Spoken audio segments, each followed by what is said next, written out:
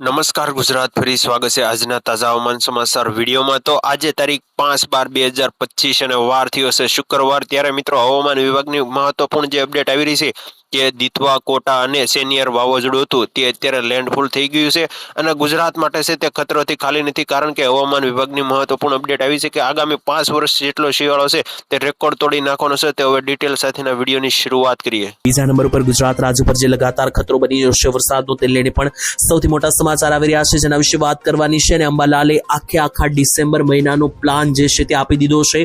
આજે શરૂ થયેલો ડિસેમ્બર મહિનો છે તેમાં આજે 5 તારીખ આવી ગઈ છે અને શુક્રવાર આજે છે, ત્યારે ગુજરાત રાજ્યની અંદર આ મહિનો જે છે તે કેવો જવાનો છે તે લઈને અંબાલાલ પટેલે નવી આગાહી આપી દીધી છે। ઠંડીને લઈને અને વરસાદને લઈને નવી આગાહી છે, જેની વચ્ચે ખાસ મિત્રો આવનારા 2 દિવસ પછી એટલે કે 8 તારીખથી આનો ખેલ શરૂ થઈ જવાનો છે સિસ્ટમનો।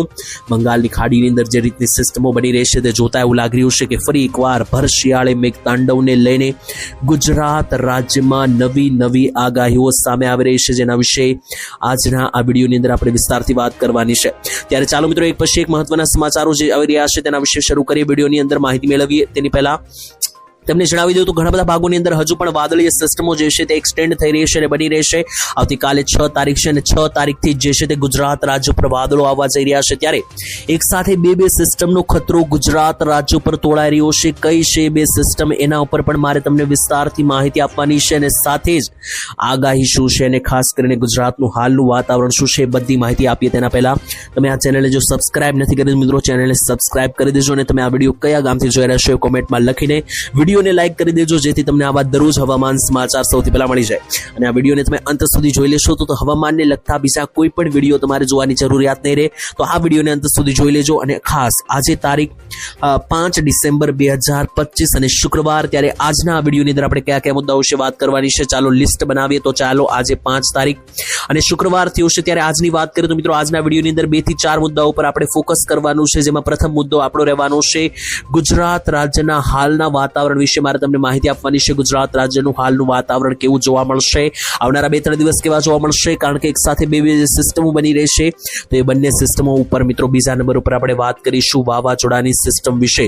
જે મિત્રો વાવાઝોડું દિતવાહ બન્યું હતું, જેને કારણે 300 લોકોના મોત પણ થયા છે, તો આ વાવાઝોડામાંથી હવે આ સિસ્ટમ વરસાદની બની ગઈ છે। ત્યારે આ સિસ્ટમ ગુજરાત સુધી ફેલાશે કે નહીં, ફેલાશે તો કઈ તારીખે ફેલાશે અને ગુજરાત રાજ્યને કેટલી અસર કરશે, કયા ગામને અસર કરશે, એ બધી માહિતી જાણીશું બીજા નંબર ઉપર। ત્યાર પછી ત્રીજા નંબરે આપણે વાત કરવાની છે વરસાદને લઈને કે કયા ભાગમાં કેટલા વરસાદની આગાહી છે, તો વરસાદ વિશે વાત કરીશું, જેમાં હું તમને ગુજરાતના એક ગામનું નામ લઈને માહિતી આપીશ કે જેનાથી તમને ખ્યાલ આવી જાય વરસાદની।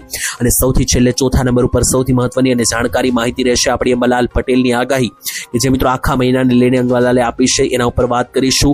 તો ચાલો મિત્રો ટાઈમ બગાડ્યા વગર આપણે વિડીયોની શરૂઆત કરીએ। સૌથી પહેલા ગુજરાત રાજ્યના અત્યારના હાલના વાતાવરણ વિશે વાત કરીએ તો ગુજરાતનું હાલનું વાતાવરણ મિત્રો એવું જણાવી રહ્યું છે કે ગુજરાત રાજ્ય પરથી કોઈ પણ પ્રકારની સિસ્ટમો જે છે તે પસાર થઈ રહી નથી, પરંતુ બીજા નંબર ઉપર જે બંગાળની ખાડીનો ખતરો છે, બંગાળની ખાડીમાં સર્જાયેલું જે વાવાઝોડું છે તેને કારણે મિત્રો જે છે તે સિસ્ટમો બની રહી છે અને જે મિત્રો ડિપ્રેશનો બની રહી છે તે ગુજરાત રાજ્ય સુધી આવી શકે। હવે અહીંયા ગુજરાત રાજ્યની અંદર વાત કરીએ તો અત્યારે હાલમાં જે છે તે ગુજરાત રાજ્ય પર કોઈ મોટી સિસ્ટમ નથી કે કોઈ પણ પ્રકારના વરસાદનો ખતરો નથી, પરંતુ 8 તારીખથી જે ખેલ બદલાવાનો છે, જે અંબાલાલે આગાહી કરી છે કે 8 તારીખથી ગુજરાતમાં ફરી એકવાર કમોસમી માવઠા ભૂક્કા કાઢી શકે। તેની વચ્ચે તમને મિત્રો જણાવી દીધું છે આ ઉપરનો મિત્રો પાકિસ્તાન બાજુનો આ જે ભાગ છે ત્યાંથી વેસ્ટર્ન ડિસ્ટર્બન્સ આવવાનું છે, તે 6 તારીખથી જ એટલે કે આવતીકાલથી જ આવવાની શરૂઆત થઈ જશે।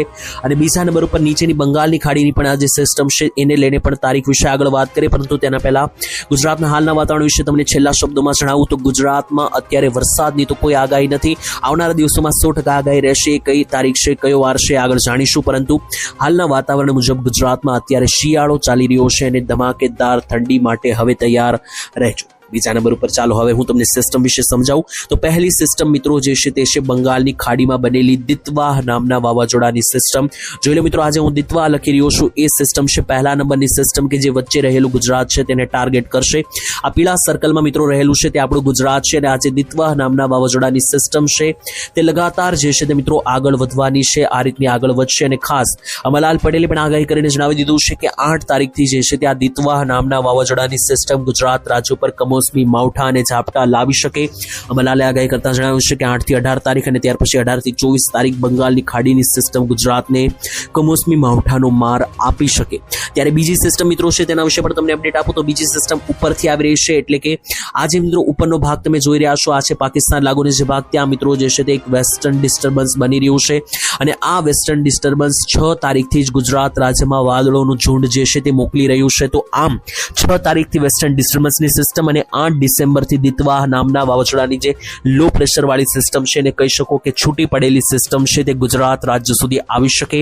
તો જો આ બંને સિસ્ટમ ધીમે ધીમે મિત્રો આગળ વધશે તો ગુજરાત રાજ્ય ઉપર કડાકેદાર ધમાકેદાર વાદળો જે છે તે જોવા મળશે અને એ વાદળો કાળા ડિબાંગ વાદળો ગુજરાત રાજ્યમાં વરસાદ લઈને આવી શકે તેવું લાગી રહ્યું છે. જેની વચ્ચે ચાલો મિત્રો હું તમને વાદળોને આધારે જણાવું કે કયા કયા ભાગમાં જે છે તે ગુજરાત રાજ્યમાં આ વાદળોની અસરો જોવા મળશે અને વાદળોને કારણે કયા કયા ભાગોમાં આવનારા દિવસોમાં ઝાપટા જોવા મળી શકે તે લઈને જે મિત્રો વાદળવાળી સિસ્ટમ આવી રહી છે તો ચાલો ઉપર એના ઉપર ફોકસ કરીએ. સૌથી પહેલા મધ્ય ગુજરાતની વાત કરીએ તો વાદળોને આધારે હવે આપણે વાત કરીએ કે કયા કયા ભાગમાં કમોસમી વરસાદ અથવા તો ઝાપટા જે છે તે મિત્રો જોવા મળી શકે.